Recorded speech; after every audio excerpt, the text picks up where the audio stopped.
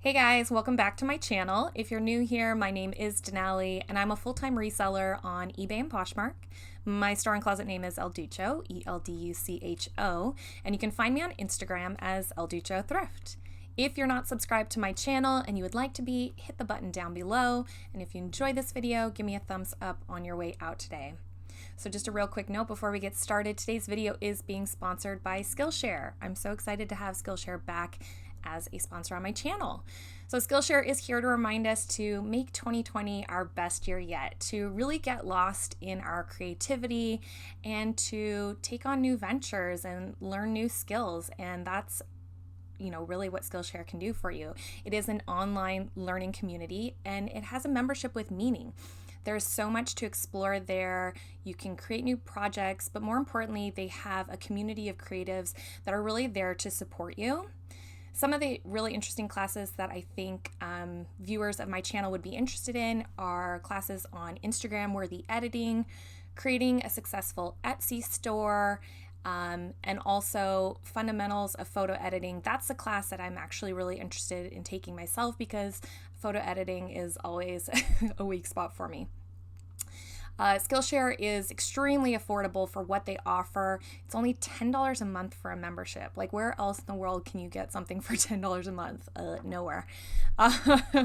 So Skillshare is offering something special though to my viewers.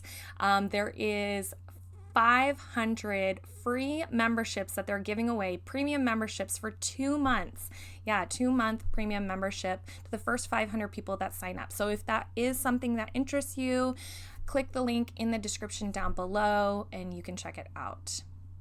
All right, so now on to today's topic of the video. First and foremost, look at me. I have my background back. That's kind of exciting. I've had a few requests for my swirly background and I finally got it out of my old workspace and here it is. So yes. Okay, but to get into the video, the title of the video is essentially, I quit going to thrift stores for a year. It's true, I really did. I stopped shopping at traditional thrift stores for basically the end of 2018, like fall-ish of 2018, all the way through until winter of 2019. Now, there may have been like 1 or 2 occasions where I went into a regular thrift store. There's one near my house that I'll pop into every once in a while, but for the most part, all of my sourcing was done at the Goodwill outlet, also known as the Goodwill bins, also known as a place where you can go and buy clothing by the pound. So why did I quit going to thrift stores? Now, I have been reselling full-time for this July will be year 3 for me. So basically, why for a year and a half or a little bit under did I quit going to like regular thrift stores? Well, the answer is the big answer is I was getting really salty. I was getting salty about people lowballing offers at me for items that I had paid probably I don't know, $8 to $10 for, maybe, I'm guessing. And maybe they would send me a $20 offer, but I was asking $40 on it.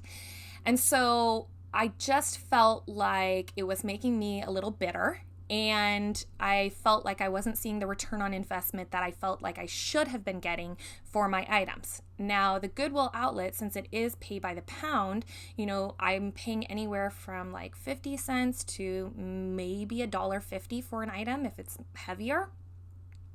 And so it's easier to stomach a $20 offer when you're paying only like $1 for an item than it is when you're paying $8 for an item. And sometimes you have to take that $20 offer because an item just isn't moving or you need to make sales. This is my full-time job, so I need to make money. And so I have to take a low offer sometimes. So yeah, so I stopped going to regular thrift stores. I went to the bins for a year and it was really good for me. I wouldn't say that even in my first couple years I was a great thrifter. I don't feel like my brand knowledge was that strong. I don't even know how strong it is today, but I'm getting better all the time. That's what I love about this job is I'm eternally learning. And so I think when I was going to regular thrift stores, I wasn't looking at all of the brands that I should have been. I think I was maybe just listening to the most popular brands that I was hearing on social media, whether it be Facebook, Instagram, YouTube, or brands that I knew of in my life to be popular brands, and I wasn't looking outside of the box at I don't want to say more obscure brands, but just higher end brands that are more obscure that I wasn't familiar with. So when you shop at the bins, since everything comes out in these big barrels, essentially, you're digging through clothing, and not everything is going to be familiar to you. You're going to be able to identify a lot of like the junk, just like basic t-shirts that are just, maybe somebody got for running a 5K or something like that. You can push that to the side, but there's going to be other things that you're just feeling. Now, I don't wear gloves at the Goodwill outlet. I did for a short period of time, and then I realized that it's actually really valuable to just use skin. And so really feeling a garment and looking at tags, identifying, maybe if the tag says it was made in USA, thinking to myself, okay, I'm going to put that in my cart and I'm going to look it up later. So really having the ability to touch a lot of items, and also going with friends and seeing them and the things that they were picking up was really helpful for me. And so after I loaded up my cart, I would comp all of my items. Comps meaning comparable solds. So I made myself look up comparable solds on all the items that were in my cart. I really didn't allow myself to leave and take home stuff that I was unsure about.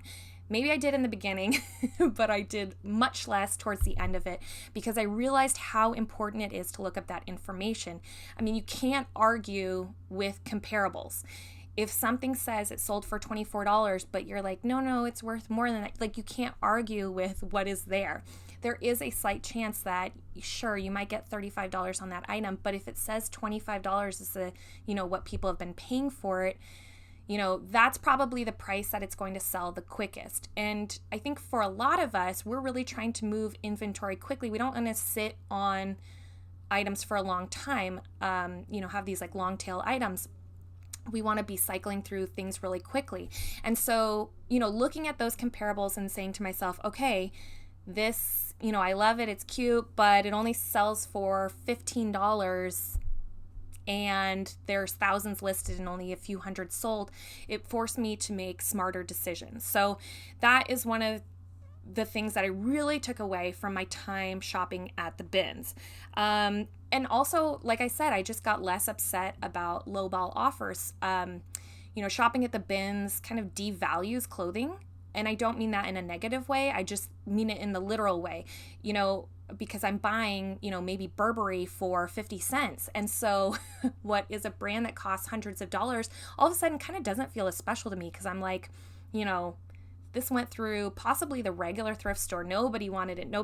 And here it ended up here, and now I'm getting it. Although it still will have a high resale value, if I list it for 100 and somebody offers me 50, I'm already making money, because I probably only paid 50 cents to $1.50 for it. So, and I'm able, like I said, I'm able to move and flip things a little bit quicker. I have notes here, so that's why I keep looking down, guys. And also really, you have to be smart at the bins as well, because it is a quantity game there. Now, in a perfect world, you could get 100 pounds of amazing items, but that's a lot of digging. That's probably a long full day there, and kind of catching it on the right day. There's no rhyme or reason to when good things are going to come out at the bins. And so there might be some days that you leave with like 5 pounds, and there could be days where you leave with 100 pounds, and really being smart on those, even those days with the 100 pounds that you're really going through everything and making sure that everything's worth your time. Because all of a sudden, for me, it was like, I'm going to take home 100 pounds of stuff, and who has to process all of it? Me. So now going back into the regular thrift stores, 1 year, a little more than a year later, actually, I went back in December of 2019. I was down visiting friends in Los Angeles, and we went to a couple of regular Goodwills, and it literally was my first time in a regular thrift store in so long. It felt really novel to just go through the racks. Everything was hung up and made easy for me. And so it was a lot of fun. But what I was finding is that I was finding a lot of great brands, which maybe in the past I would think to myself, I would never find this stuff there. And let's take the part that I was in LA out of it, because even being back home, I'm having the same experience. Just in general, now going into stores, I'm finding good brands. And it's because I think I'm a better reseller a year and some change later. I'm more familiar with quality, like touching garments and knowing the quality of them. And I have better brand knowledge. I just know more brands than I did before because I spent a year of just looking stuff up from a blue bin. And yeah, so that's kind of it. So I'm now going back into regular thrift stores. Does that mean I'm not going to go to the bins anymore? No. However, my office is located really close to a thrift store, so it's really easy for me to just go over there. And sometimes the easiest thing is, what is that? Like the path of least resistance? It just sometimes makes the most sense. So I probably will be going to regular thrift stores more right now because I feel like right now that's working for me. But then again, the beauty of owning your own business, a month from now I might be like, hey, that was really cool and fun, but I want to go back to the bins. Because ultimately the benefit of going to the bins or the Goodwill outlet is that your cost of goods is just going to be lower. I am paying a lot more now going to the regular thrift store. I'm trying not to, but it's just inevitable. You're going to pay more at the regular thrift than you are at the outlet. And I know not everybody has an outlet close to them or nearby them, and I understand that's a luxury to have one. It's not a luxury to always be in them, but it's luxury to have one. But shopping at the bins will significantly lower the cost of goods for you. A friend of mine who also shops at the bins, when she just did her taxes this past year, and basically she kind of did the same thing, just shopping at the bins for a year, her cost of goods was $5,000 lower than the previous year because she spent a year basically shopping at the bins only. I think she may have supplemented with going to thrift stores sometimes, but for the most part, I mean, $5,000, like that's a lot of money. I mean, you could get, I don't know, what can you get? A used car maybe for $5,000? Maybe not the nicest used car, but a used car nonetheless. So, or a great European vacation. There we go. That's a fun one. So anyways, that's my reasons for going back into the regular thrift store. It's working for me right now. I feel like I'm a more knowledgeable thrifter than I was a year ago. I'm excited to think of where I could be a year from now. Who knows? The world is my oyster. But I hope you guys enjoyed this video, and I will talk with you soon. Bye.